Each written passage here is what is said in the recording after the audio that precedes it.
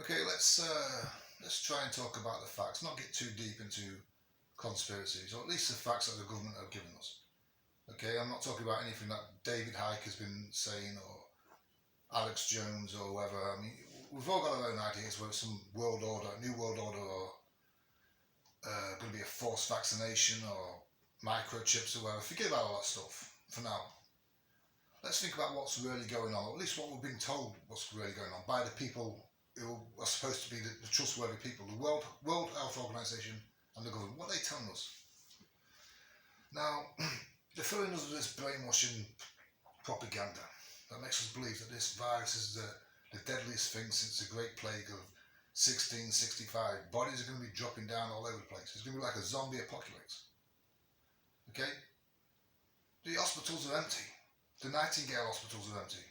You know, the nurses, these nurses who are rushed off their feet, saving the world from this virus, are dancing on TikTok. Okay, they're not busy at all. I've spoken to nurses who tell me the same, oh, the wards are empty. I mean, there's cancer patients dying because they can't get treatment, because the COVID is taking over. The wards are empty because all they're thinking about is COVID, coronavirus.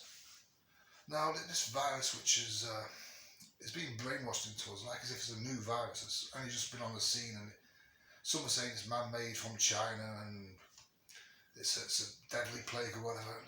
Their own government stats that they're giving us is this virus kills 0.6% of everybody who gets infected. Now that's hardly a pandemic. The common flu on average kills 0.2%. So this virus is killing on average 3 times more than the common flu, which is still a problem. I'm not saying it's not a problem, but it's not exactly deserving of all the hype, is it? You know, I mean, there's other viruses out there. It's not COVID is not even the biggest killer. You know, it's well down on the chart, on the graph. I mean, there's bigger things out there. Mumps is killing more people. AIDS is killing more people. Smoking is killing more people. They're not quarantining smokers, are they? You know, and this virus that we're told is new. Well, apparently it was first discovered, or it was first identified in 1964 by a Scottish virologist. It'd been around before that. I mean, there's lots of viruses out there that never even been discovered. They're just around, they come and go. We don't know anything about them until someone accidentally stumbles on them and gives them a name. So this virus could have been around for thousands of years. Now, every year, these viruses come. The common flu, the common cold, the SARS, everything, it comes and goes. Some years are worse than others. They come and go. And they kill people. It's unfortunate, but that's the way it is. You know, and let's take this 0.6%. Okay? Let's assume this 0.6% is accurate. It's only killing the eldest and the weakest in society that are going to die soon anyway. In fact, most of them are already dying. You know, it's sad. I know I'm sounding really bad what I'm saying, but a lot of these people are dying anyway. 70, 80-year-old people are not going to live long anyway. You know, and they're stopping cancer treatments, they're stopping education for the young who are getting depressed, who've got suicides and stuff like that. Kids who are suicidal because they're depressed. They've got this fear factor. I've got a cough now. They go got COVID. Maybe I'm going to die. Anyway, so this virus is out there. We don't know what's going on. We don't know why the whole world is so hung up about it, so crazy about it. I don't know anyone who's got it. I've spoken to nurses. I'm speaking to people all the time.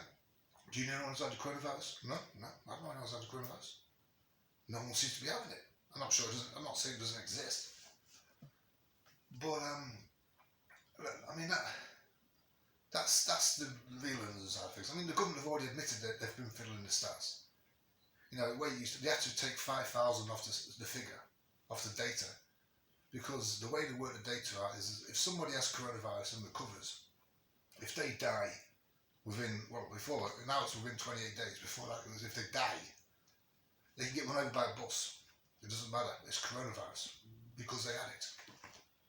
And now it's gone down to 28 days. So if someone gets coronavirus, if I get coronavirus now, and I get run over by a bus, they'll mark me down as coronavirus. If I'm dying of cancer and I've only got a few weeks to live and I get coronavirus, they're going to mark me down as coronavirus. You know? So this 41,000 is not 41,000 at all. It's a lot less. It's probably like 5,000 or 6,000. Probably a bit more. I don't know. I'm only guessing. And this world epidemic, 900,000. There's 7.8 billion people on the planet. I've got news for you. They don't live forever. You know, millions of people die every year. This virus has killed 900,000 in 9 months. You know, it's not even the biggest killer. Now we'll go off.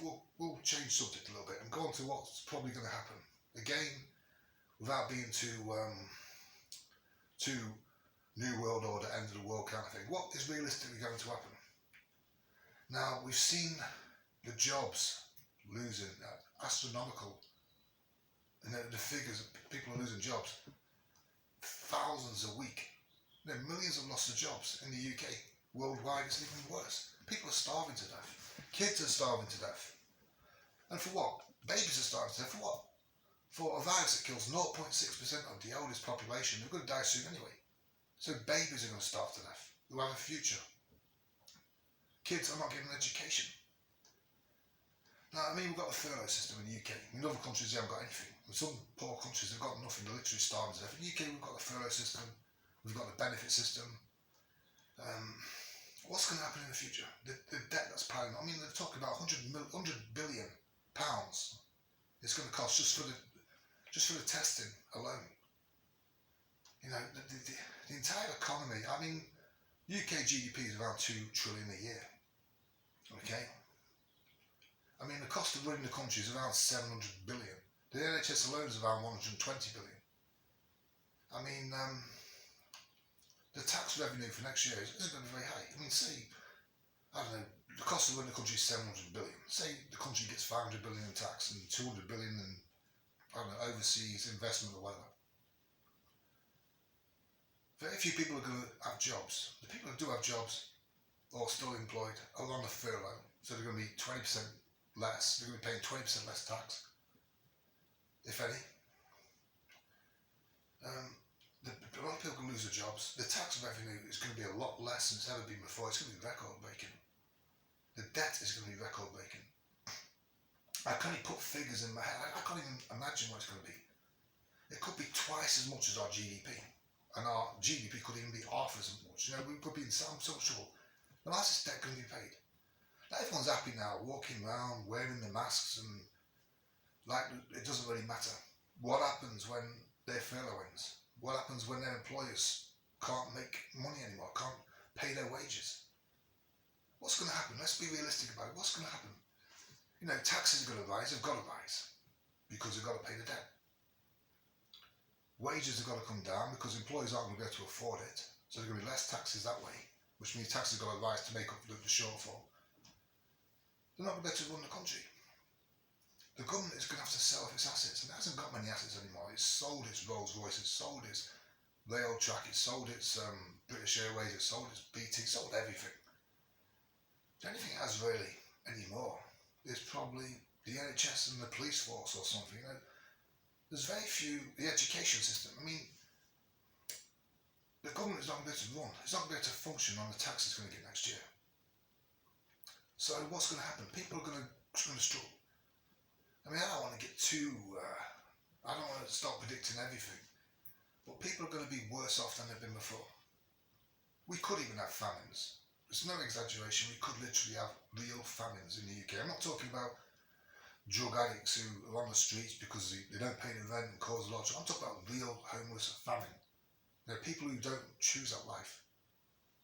You know, the UK is quite good right now. Our benefit system's good. But there may not even be a benefit system. The pensions may be scrapped. The education may be limited. The NHS may be sold off. The police service may be privatised. How is the government going to make its money back? It's like COVID again. Now, this is when it gets dangerous because at the moment, very few people are interested in protesting or doing anything about it. They're happy to wear the masks. They're happy to do social distance and all this crap that goes with it. But as soon as their wages start going down, as soon as their taxes start going up, as soon as their furloughs end, and people start to starve, generally starve, there's going to be politicians or there's going to be somebody with a lot of charisma out there who's a power greedy Hitler kind of guy, and he's going to jump on that bandwagon. Right now there isn't a bandwagon. You know, there's a few people who are protesting about this in the streets. There's a group called Stand Up X, which is protesting, which is very small. It's not getting much support. Corbyn, Jeremy Corbyn's brother's one of the leaders of that. I think he set it up. But anyway, it's not got much support right now. But all it takes, and he's a left-wing guy, all it takes is some right-wing fanatic who's good at talking, good at getting people inside, good at appealing to the hungry, to the starving, to the homeless, to the people who haven't got jobs, to the people who haven't got medical care, to the people who can't send their kids to school because schools are no longer free, or at least part funded or whatever, I don't know. And these kind of people are going to pray. And we could generally have a dictator who gets people together who are pissed off and want to go to war, violent people, and we're going to have a war. We're going to have a civil war, we're going to have a revolution, and it may even lead to a world war, because people are getting pissed off.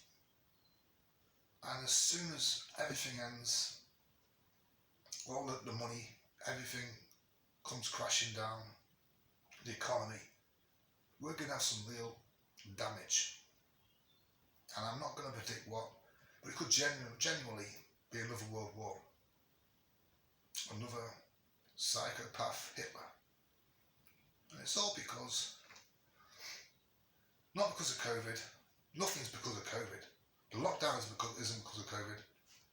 People being homeless isn't because of COVID. People losing their jobs isn't because of COVID.